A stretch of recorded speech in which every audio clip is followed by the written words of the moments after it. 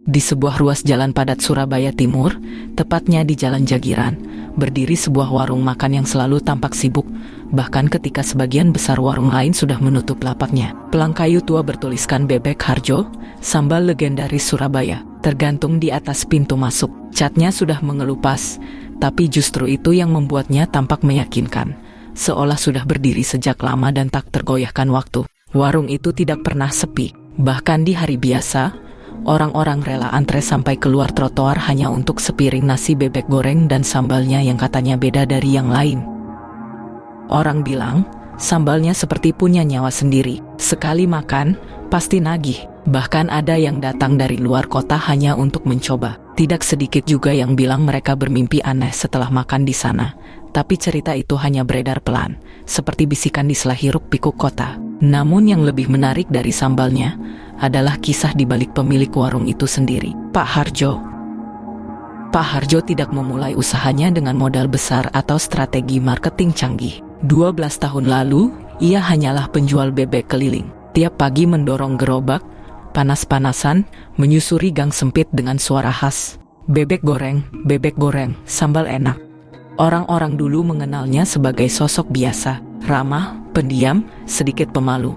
Namun setelah istrinya keguguran dan anaknya sempat kritis karena demam berdarah, ia seperti berubah. Tak lagi keluar keliling, ia menutup diri selama hampir 3 bulan, lalu tiba-tiba membuka warung kecil di depan rumahnya. Tidak ada spanduk, tidak ada promo, tapi malam pertama buka, langsung habis. Anehnya, itu terjadi setiap malam.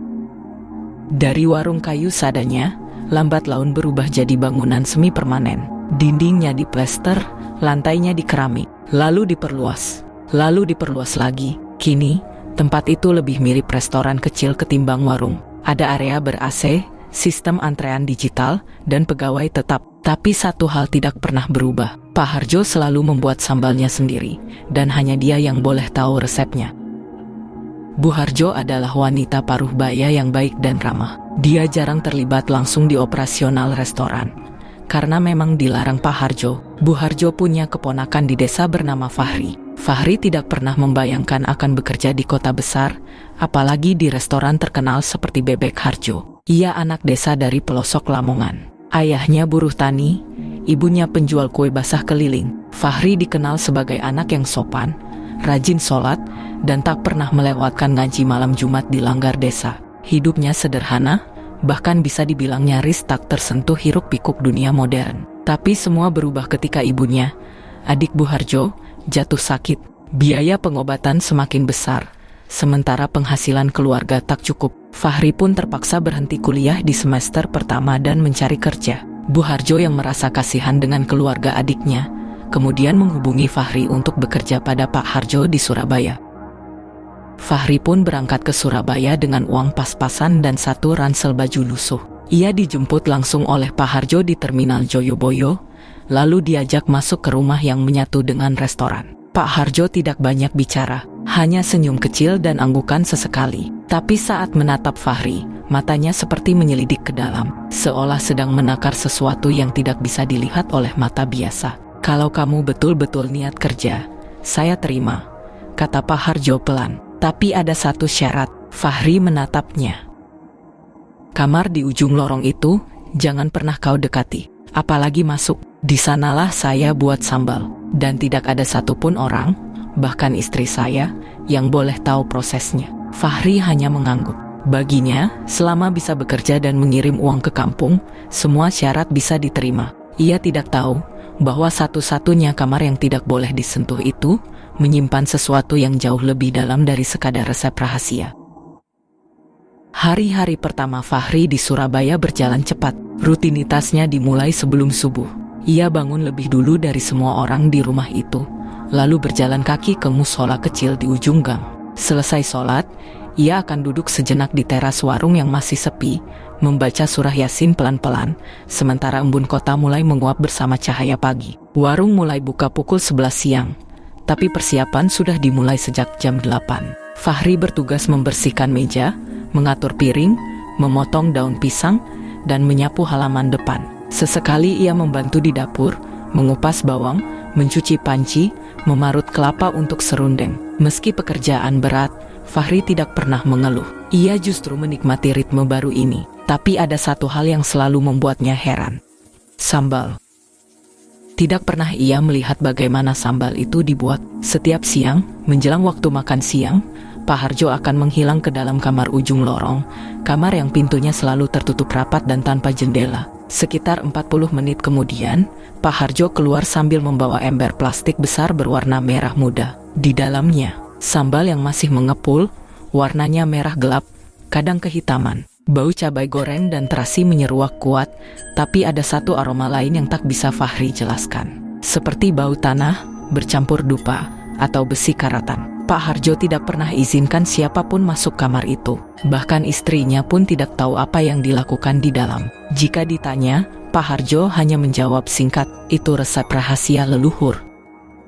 Dan anehnya, setiap kali sambal itu disajikan ke pelanggan, selalu ada reaksi yang sama. Wajah puas, keringat bercucuran, lalu diam sejenak seolah mengalami sesuatu.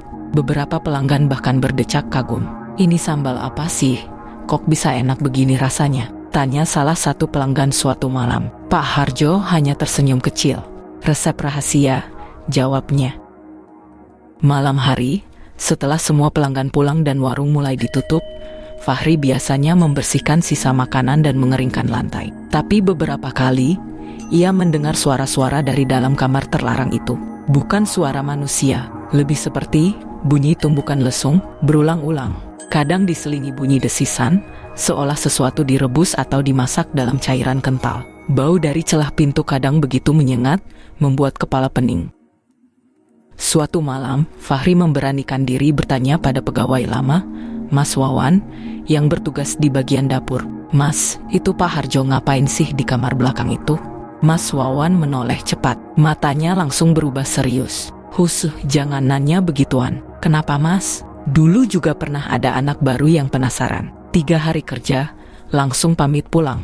Katanya digangguin mimpi aneh. Ada suara manggil dari balik kamar itu tiap malam. Terus sekarang dia kerja di mana? Nggak tahu, nggak ada kabar. Fahri diam, dadanya sedikit sesak, tapi ia masih mencoba berpikir positif. Mungkin cuma cerita iseng. Namun malam itu, saat ia hendak menuju kamarnya di ujung lorong, lampu tiba-tiba padam. Lorong menjadi gelap gulita, dan dalam keheningan itu, Fahri mendengar suara lesung bertalu-talu, seperti ada yang sedang menumbuk sesuatu dengan tenaga luar biasa. Fahri berdiri mematung, jaraknya hanya 2 meter dari kamar misterius itu. Bau menyengat kembali menguar, aroma sambal bercampur darah dan sesuatu yang lebih dalam, sesuatu yang bukan dari dapur. Kemudian, tiba-tiba suara itu berhenti, lorong jadi hening, dan dari balik celah pintu yang rapat, Fahri bisa bersumpah melihat bayangan kaki, berdiri, menghadap pintu, tapi tidak menyentuh lantai, menggantung. Pagi itu langit mendung menggantung di atas Surabaya, udara terasa lebih lembab dari biasanya, dan aroma tanah basah tercium sejak subuh. Fahri bangun seperti biasa, sholat subuh di musola gang, lalu duduk sebentar di bangku kayu depan warung, membuka mushaf kecilnya. Tapi pikirannya tidak tenang. Bayangan kaki yang melayang di balik pintu kamar ujung itu masih terus mengganggu. Ia belum bisa memastikan apakah yang dilihatnya semalam nyata, atau hanya ilusi karena kelelahan. Namun satu hal pasti, ia sudah mulai merasa warung ini tidak biasa. Siangnya, saat warung mulai sepi setelah gelombang makan siang, Fahri diminta mengantar teh manis ke ruang belakang, tempat Bu Harjo biasa menjahit baju pesanan tetangga. Meski rumah itu satu bangunan dengan warung, area belakang terasa jauh lebih menyenangkan, hangat, dan penuh suara kehidupan. Bude Harjo adalah perempuan separuh baya dengan wajah sabar dan mata lelah. Ia menyambut Fahri dengan senyum kecil, lalu menawarinya duduk. Kamu betah kerja di sini, Fahri? Tanyanya sambil merapikan gulungan benang. Alhamdulillah, Bude. Orang-orangnya baik, jawab Fahri sopan. Tapi, kalau boleh nanya, warung ini dulu gimana ceritanya bisa sebesar sekarang, Bude? Bu Harjo diam sejenak, matanya menatap kosong ke arah tirai kamar belakang. Suasana berubah, jarum di tangannya berhenti bergerak. Dulu, Pak Demu cuma jualan dorong, nggak punya apa-apa, tapi dia rajin, jujur, dan sabar. Sampai suatu hari, anak kami sakit parah, hampir meninggal. Kami kehabisan uang. Dari situ semuanya berubah. Berubah bagaimana, Bude? Bude Harjo menarik napas panjang, lalu menatap Fahri lurus-lurus. Harjo bilang, dia dapat ilmu dari seorang lelaki tua yang datang malam-malam. Nggak tahu dari mana. Orang itu cuma bilang, kalau mau anakmu sembuh dan hidupmu berubah, buat sambal dari ilmu hitam. Tapi ingat, setiap rasa ada bayarannya. Fahri terdiam. Cerita itu terdengar seperti dongeng. Tapi ada sesuatu di nada suara Bude Harjo yang membuatnya merinding. Malam itu Harjo masuk ke dapur, ngunci pintu. Dan sejak itu, sambalnya berubah. Lebih pedas, lebih harum, tapi juga lebih berat. Seolah bawa sesuatu yang tidak bisa dilihat. Bude, apa Pakde pakai pesugihan? Bude Harjo tidak menjawab. Ia hanya menunduk, tangannya kembali bekerja. Bude nggak tahu Fahri.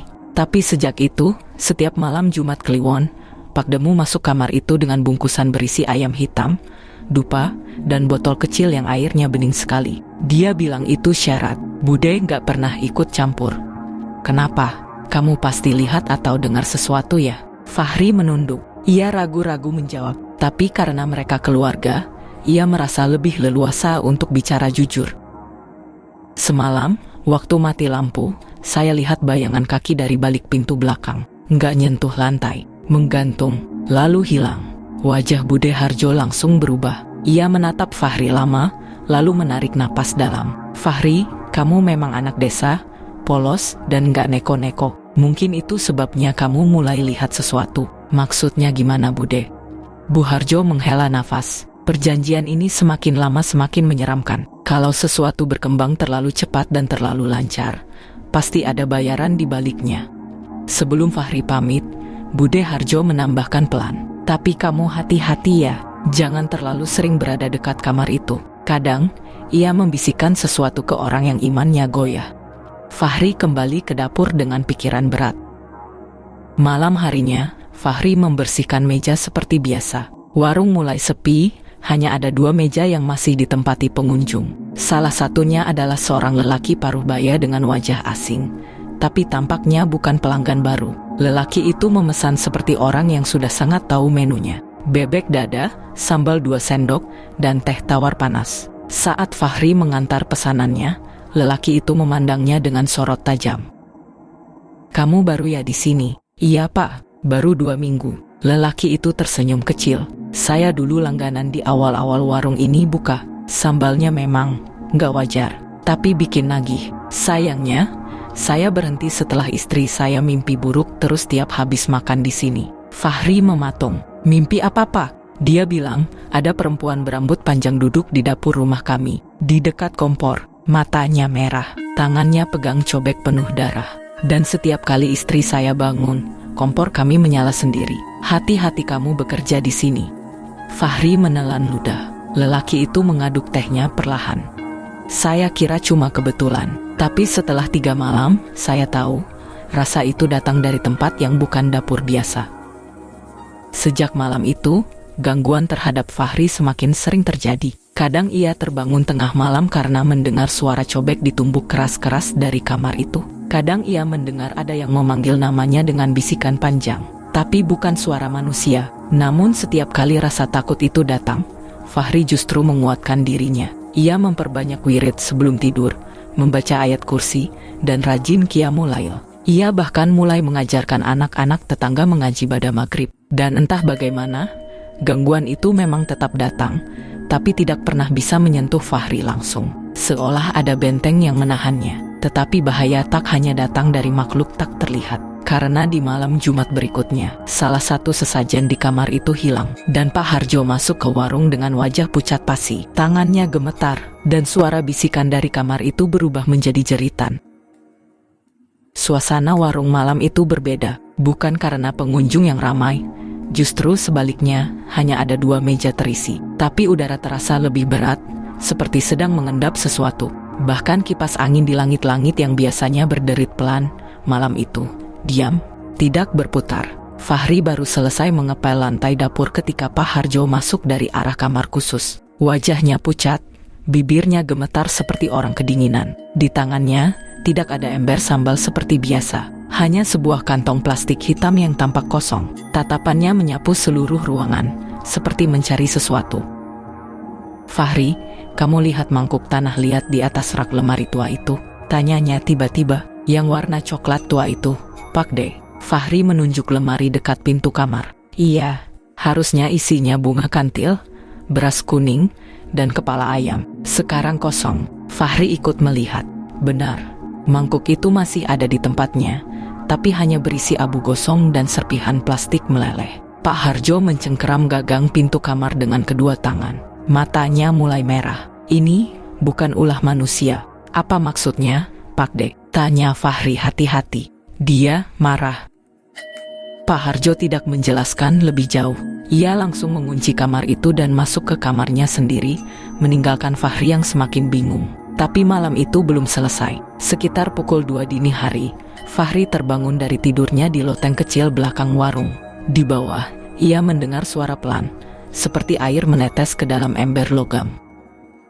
Ia turun perlahan, menyalakan senter dari ponselnya, dan menyusuri dapur. Suara itu berasal dari ember sambal yang biasa diletakkan di dekat pintu kamar sesajen. Tapi kali ini, embernya masih tertutup rapat, dengan kain hitam melilit di sekelilingnya. Fahri mendekat, tangannya hampir menyentuh kain itu, sampai tiba-tiba terdengar bisikan dari dalam ember. Bukan untukmu, Fahri. Fahri langsung mundur 2 langkah, nafasnya tercekat. Tapi berbeda dari biasanya, ia tidak lari. Ia menatap ember itu lekat-lekat, lalu mengangkat tangan dan beristighfar berkali-kali. A'udzubillahi minasyaitonir rajim. Suara itu berhenti, ember diam, tapi dari celah-celah lantainya, Fahri melihat sesuatu merambat perlahan keluar dari bawah pintu kamar sesajen. Cairan merah gelap, lengket seperti darah basi, merayap menuju kakinya. Fahri segera berdiri, berjalan mundur, dan berlari kecil ke musola depan rumah. Di sanalah ia bersujud dalam gelap, memohon perlindungan. Tak lama kemudian, udara berubah. Cairan itu sudah tidak ada saat ia kembali. Namun ia tahu, makhluk dalam kamar itu kini mengenalnya. Keesokan harinya, setelah subuh, Bu Harjo menyusul Fahri ke musola. Ia duduk di lantai, memeluk lutut, dan menatap ke arah kiblat tanpa bicara cukup lama. Kamar itu bukan hanya tempat membuat sambal, katanya pelan. Itu tempat menaruh perjanjian. Dengan siapa Bude? Tanya Fahri. Dulu Harjo bilang, yang datang kepadanya bukan setan, tapi penjaga rasa. Makhluk tua yang katanya pernah jadi juru masak Raja-Raja Mataram. Ia bisa memberikan rasa yang membuat orang kembali lagi dan lagi. Tapi harus diberi bagian. Bagian apa? Hidangan. Tapi bukan makanan biasa. Kadang daging ayam, kadang darah kambing. Tapi pernah Harjo pulang dengan luka gores di lengannya. Bude nggak berani tanya. Dan semua itu demi sambal? Iya, demi rasa. Demi pengunjung yang tak henti. Tapi sekarang, bagian itu tidak diberikan. Dan dia mulai marah. Fahri mulai menyadari, gangguan yang ia alami bukan sekadar usikan gaib. Ada jiwa tua yang hidup dalam rahasia sambal itu, dan kini mulai terusik oleh kehadirannya. Namun yang membuat Fahri penasaran bukan hanya soal gangguan, tetapi tentang makhluk yang sering disebut Pak Harjo sebagai penjaga rasa. Suatu sore, saat warung tutup lebih awal karena listrik padam, Fahri memberanikan diri membereskan rak tua di sudut belakang. Rak itu sudah bertahun-tahun tidak disentuh. Di balik timbunan buku resep lama dan botol saus kadaluarsa, Fahri menemukan sebuah kotak kayu kecil, dililit tali rotan dan tertutup debu tebal. Tanpa pikir panjang, ia membukanya. Di dalamnya ada selembar kertas lusuh, ditulis tangan dengan aksara campuran Jawa dan Latin. Di bagian atas, tertulis judul, Ritual Sambal Rasa Jiwa, Warisan dari Singgasana Terakhir Mataram. Fahri membaca perlahan. Isinya seperti catatan pribadi seseorang yang pernah berjumpa dengan sosok gaib bernama Ki Joyo Pawiro, seorang juru masak keraton dari abad ke-18 yang mati dalam kebakaran dapur istana. Menurut legenda, arwah Ki Joyo tidak pernah tenang, karena resep terakhirnya belum pernah disajikan di hadapan raja. Ia gentayangan menunggu manusia yang bersedia menampung ilmunya dengan syarat tak seorang pun boleh mencampuri prosesnya, dan rasa terbaik hanya muncul dari darah ketulusan atau ketakutan. Fahri bergidik. Di halaman terakhir, tertulis kalimat yang dicoret kasar. Bila sambal dibuat tanpa izin, atau sesajen diabaikan, maka dia akan mengambil bagian dari dapur itu sendiri. Fahri menutup kotak itu dengan tangan gemetar. Baru ia sadar, gangguan yang dialami akhir-akhir ini bukan karena ia salah langkah, tetapi karena sesuatu dalam perjanjian telah dilanggar. Malamnya, ketika semua sudah tertidur, Fahri duduk di dekat kamar sesajen. Ia tidak berniat membuka, hanya diam di luar sambil mengaji perlahan. Tapi saat ia membaca Al-Falaq, tiba-tiba daun pintu kamar itu bergerak sendiri. Perlahan, seperti seseorang yang mengintip dari dalam. Lalu terdengar suara napas berat. Seolah kamar itu bernafas. Fahri menggenggam tasbihnya erat-erat, melanjutkan bacaan. Min syarri ghasikin idza waqab. Fahri. Suara itu terdengar seperti bisikan dari dasar kuali, berat dan terpantul, seperti gema dari dunia yang tenggelam. Tapi kali ini Fahri tidak gentar. Kalau kamu juru masak, aku juga pembaca Al-Quran. Rasa yang kamu tawarkan tidak akan mengalahkan karunia Allah. Dan anehnya, tidak ada gangguan malam itu. Namun keesokan paginya, Pak Harjo ditemukan pingsan di dalam kamar sesajen. Tubuhnya berlumuran sambal yang belum jadi. Matanya kosong seperti orang yang baru kembali dari tempat yang sangat jauh. Saat sadar, Pak Harjo hanya mengatakan satu kalimat. Dia minta darah. Kali ini, darah keluarga. Mendengar itu, Bu Harjo langsung menangis. Ia memeluk Fahri sambil bergetar. Fahri, kamu harus pergi. Ini sudah lewat batas. Dia sudah minta kamu. Tapi Fahri menatap bibinya dengan tenang. Saya tidak akan pergi, Bude. Kalau ini rumah saya sekarang, maka saya tidak akan biarkan jin kelaparan mengusir saya dari sini. Biarkan saya bertahan. Saya punya senjata sendiri. Apa? Doa. Malam itu, warung tutup lebih awal. Hujan turun sejak maghrib, mengguyur halaman belakang warung sampai becek seperti lumpur sawah. Di dapur, lampu bohlam kuning berkedip-kedip, dan embun di jendela mulai membentuk bentuk-bentuk aneh, seperti wajah-wajah kecil yang mengintip dari luar. Bu Harjo dan Pak Harjo sudah tidur. Tubuh Pak Harjo masih lemah, seperti dirasuki rasa lapar yang bukan berasal dari dunia ini. Nafasnya berat, dan kata-katanya tadi siang terus bergema di kepala Fahri. Dia minta darah, darah keluarga. Tapi Fahri tidak gentar. Malam itu, ia telah berwudu, membawa mushaf kecil di saku bajunya, dan menggantungkan tasbih kayu cendana dari pesantren di lehernya. Ia berjalan ke arah kamar sesajen. Kunci gemboknya masih tergantung di pintu.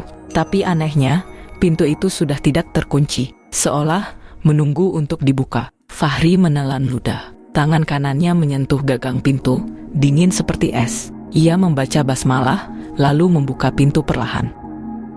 Kamar itu tidak besar, mungkin hanya 3 kali 3 meter, dengan dinding yang ditutupi kain hitam lusuh. Di pojok ruangan ada meja rendah dari kayu jati tua, penuh bekas terbakar. Di atasnya, lilin merah yang sudah mencair setengah, bunga melati kering, dan piring-piring kecil berisi sambal. Ada juga cobek besar dari batu yang tampak seperti belum pernah dicuci. Di sudut paling jauh, ada kursi kayu menghadap dinding.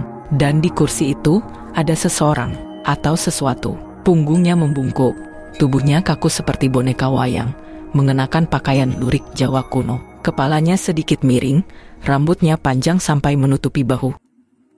Fahri berdiri membeku di ambang pintu. Makhluk itu masih duduk membelakanginya di kursi tua, seolah tidak menyadari kehadirannya. Tapi perlahan, kursi itu berderit. Makhluk itu mulai bangkit. Punggungnya melengkung tak wajar. Tulang-tulang punggungnya mencuat menembus kain, dan kulitnya seperti tanah liat yang retak-retak. Wajahnya menghadap Fahri, mata kosong, tidak punya bola mata. Mulutnya hitam seperti terbakar, dan saat terbuka, asap keluar dari tenggorokannya. Kau bukan pewaris rasa. Fahri menggenggam tasbih dan mushaf kecilnya, melangkah masuk. Aku bukan pewaris rasa, tapi aku pewaris doa. Makhluk itu mengangkat tangan kirinya, dan dari lantai muncul bayangan-bayangan seperti tangan manusia, merangkak dan berusaha menarik kaki Fahri. Fahri langsung membaca, A'udzubillahi minasyaitonir rajim. Tangan-tangan itu terbakar pelan dan lenyap. Tapi makhluk itu melengking, suaranya seperti besi digesek di batu. Ia menyerang. Tubuhnya melesat cepat, dan mendadak cobek batu besar di pojok kamar melayang sendiri, meluncur seperti hendak menghantam Fahri. Fahri menunduk, cobek menghantam dinding di belakang, temboknya retak dan batu berhamburan. Aku diberi tugas menumbuk rasa manusia. Tangisan, dendam, takut, itu bumbu sesungguhnya. Fahri membaca ayat kursi dengan lantang, tapi makhluk itu berputar di udara, memekik sambil menyemburkan api kecil dari mulutnya, membentuk simbol aneh di udara. Simbol itu melayang, mengepung Fahri seperti jaring merah menyala. Fahri menggigit bibir. Ia tahu itu bukan ilusi, itu semacam perangkap gaib. Dengan tangan gemetar, ia letakkan mushaf di lantai dan bersujud di hadapan makhluk itu, bukan untuk menyerah, tapi untuk sholat 2 rakaat di dalam kamar sesajen. Makhluk itu terdiam sejenak. Apa yang kau lakukan? Sholat. Aku undang Tuhanku datang ke sini. Simbol merah itu mulai bergetar, jaring-jaringnya meleleh seperti lilin.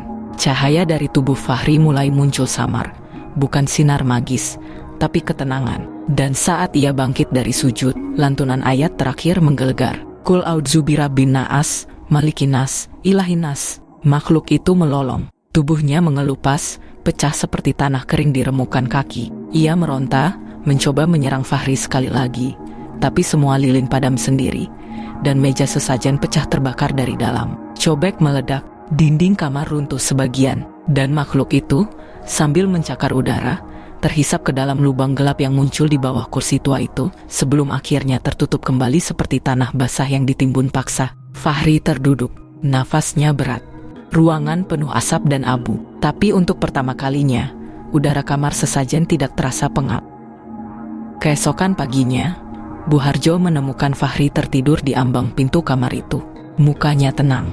Di dalam, kamar sesajen hangus separuh. Tidak ada lagi sesajen.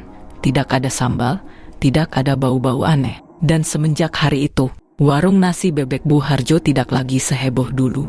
Pembeli tetap ada, tapi tidak meledak, tidak viral. Tidak mengantri panjang seperti masa-masa puncak, tapi sambal yang dibuat Bu Harjo dan Fahri kini sederhana, bawang, cabai, garam, dan sedikit kecap. Tidak ada darah, tidak ada bagian untuk siapapun. Dan di malam Jumat berikutnya, tak ada suara cobek di tumbuk, tak ada bisikan, tak ada mata yang mengintip dari balik dinding. Hanya bunyi ngaji Fahri yang menggema dari musola kecil di samping dapur. Setelah insiden malam itu, setelah makhluk dalam kamar sesajen dimusnahkan oleh kekuatan doa dan iman Fahri, Pak Harjo tidak serta-merta sembuh. Tubuhnya masih kurus, napasnya pendek, dan matanya masih menyimpan bayangan hitam di bawahnya. Tapi, ia sadar. Beberapa hari setelah itu, Fahri mendapati Pak Harjo duduk di beranda belakang, menatap langit pagi yang abu-abu. Wajahnya seperti orang yang baru bangun dari tidur panjang, bukan segar, tapi kosong, seperti kehilangan arah. Fahri, katanya lirih, sudah berapa lama aku hidup dalam perjanjian itu? Fahri duduk di sebelahnya, menjawab tenang. Cukup lama sampai Pak De lupa rasa asli sambal itu. Pak Harjo menunduk. Aku hanya ingin warung laris, tapi lama-lama bukan aku yang masak, bukan aku yang racik. Tangan ini, seperti dipandu oleh rasa yang bukan dari aku. Ia mengangkat tangannya, jemarinya masih gemetar, seolah tubuhnya masih dihuni oleh sisa-sisa energi asing. Selama beberapa hari, Pak Harjo menjalani hidup seperti biasa, namun kini lebih banyak diam. Ia tidak ikut ke dapur, tidak menyentuh cobek, tidak mengatur pegawai. Ia hanya duduk, membaca koran lama, dan terkadang termenung melihat anak-anak lewat di depan warung. Seminggu setelah kamar sesajen dibersihkan total, Pak Harjo meminta dipanggilkan ustadz kampung. Ia meminta dibimbing mengucap istighfar dan doa-doa taubat. Malam harinya, ia salat isya dengan Fahri di musola kecil dekat warung. Dan esok paginya, Bu Harjo menemukannya tertidur di kursi rotan, tangannya memegang tasbih, wajahnya tenang, tapi tubuhnya dingin. Ia wafat tanpa suara, tanpa harangan, tanpa mimpi buruk, tanpa bayangan hitam yang datang menjemput. Orang-orang menyebutnya mati husnul khotimah, karena wafatnya usai taubat dalam keadaan bersih dari perjanjian sesat itu. Dan bagi Fahri, meski sedih, itu adalah jawaban. Ternyata masih ada jalan keluar, asal seseorang berani kembali.